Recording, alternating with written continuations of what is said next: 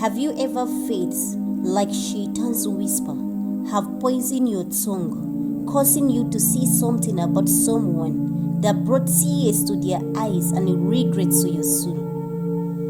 Can the whisper of yesterday's regrets be silenced by the word of today's apology, or do they echo forever in the halls of memories? Will you choose to use your word to uplift and inspire, or let the poisons of backbiting consume your tongue and destroy others?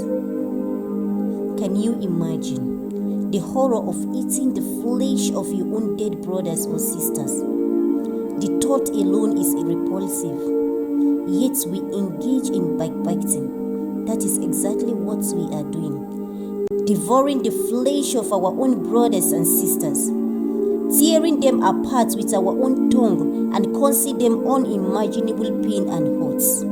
The Prophet Muhammad sallallahu alaihi wasallam described a broke person who does not have a dime, who does not have any weight, as someone who comes on the day of judgment with a lot of good deeds, prayers, fasting, charity, and many more. But while he was alive, he used to backbite, slander, and unlawfully take others' wealth.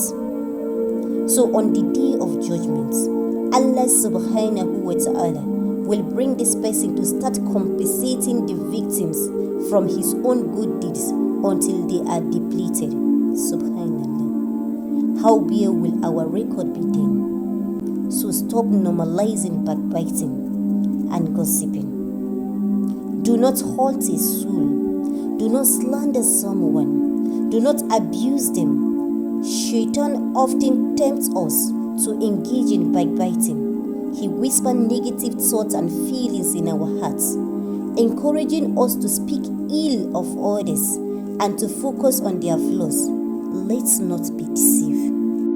As the hadith reminds us, your own weaknesses and sin should keep you away from indulging and engaging negatively in weaknesses and sins of others. When we speak ill of others behind their back, we are not just hurting them, we are also revealing the darkness within our own soul. Backbiting is a reflection of our own flaws, our own insecurity, and our own lack of empathy.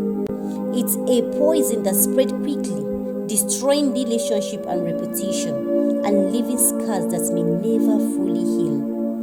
The Quran warns us about the dangers of backbiting, saying, "Will any one of you like to eat the flesh of his own dead brother? You will detest it."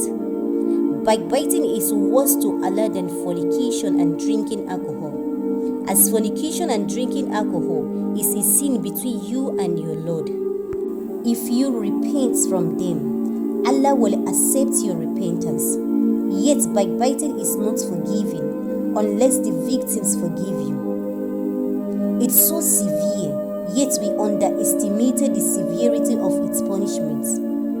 Our beloved Prophet Muhammad sallallahu alaihi wasallam spoke about his journey of Isra wal Miraj, saying, "When I was taken on the night journey, I passed by some people who had knees of copper with which they were scratching their face and chest.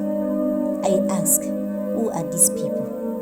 It was said, these are people who used to gossip and backbite others.